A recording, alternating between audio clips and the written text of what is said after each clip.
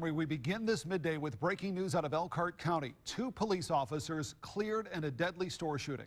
Elkhart County Prosecutor Curtis Hill says Cody Skipper and Jason Tripp acted responsibly when they shot Sean Bear January 15th. Now, police say Bear had already shot and killed 2 women, shot at a 3rd woman, and then held the store manager at gunpoint inside the East Bristol Street Martins. The case rocked the community. WSBT's Kelly Stubzinski is just now back from that press conference.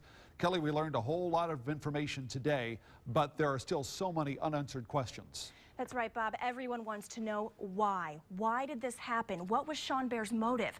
Today, Curtis Hill said that's a question he can't answer, and an answer we will probably never have. But we did learn more about a note Sean Bear had on him when he went into that store.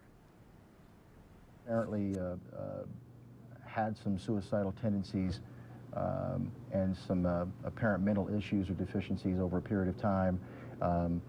It's really unknown in terms of why this particular time or what type of depression may be. That's not something that I have information on.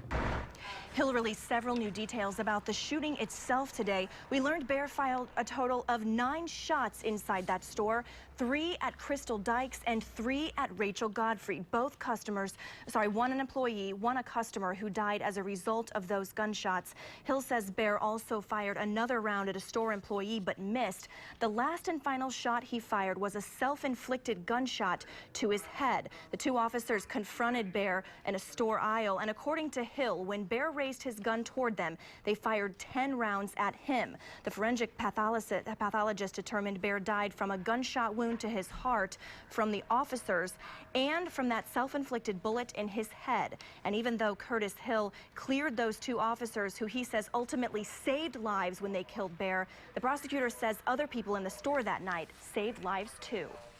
The fact that the police officers were able to get there as quickly as they did has a great deal to do with the young lady who came upon Mr. Bear after the first shot. She was told, stop, don't move, words to that effect. Had she done so, she probably wouldn't be here today. She ran. Not only did she ran and she was screaming active shooter. And as she ran out, he took a shot at her, missed. She continued to run. And when she ran through, she was able to help clear people out of that store. Those were other victims. Hill also talked about the .40 caliber gun Bear used in the store. He says Bear got the gun from a private transaction, but there's no indication that any of that was done illegally. Bob? Kelly, we've also reported from the very beginning that Bear was on his cell phone. He was texting and making some phone calls about a half an hour before this whole thing started.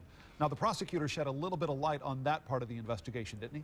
Hill says the investigation shows Bear was texting his mother, asking if she was coming to the store, if she was at the store, and how long it would be until she got there. As for who he was calling, Hill says investigators are still trying to figure that all out. He really wouldn't elaborate much about why they still don't know, Bob.